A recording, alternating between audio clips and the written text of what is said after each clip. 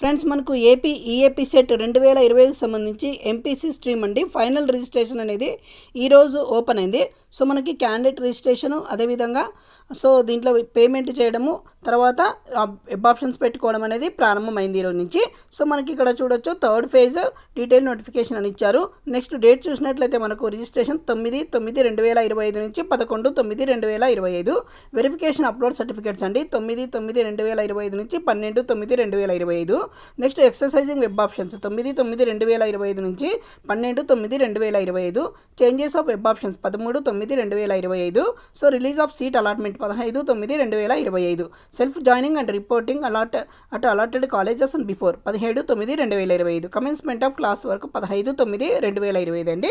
So ఇది మనకు AP ఎంసెట్కి సంబంధించి థర్డ్ ఫేజ్ అండి. ఇంకా ఎవరైనా ఇంట్రెస్ట్ ఉండి మాకు సెకండ్ ఫేజ్ కానీ ఫస్ట్ ఫేజ్ కానీ మాకు ఇంట్రెస్ట్ లేదు అనుకునే వాళ్ళు ఇప్పుడు ఖచ్చితంగా మళ్ళీ వెబ్ ఆప్షన్స్ అనేది పెట్టుకోవచ్చు.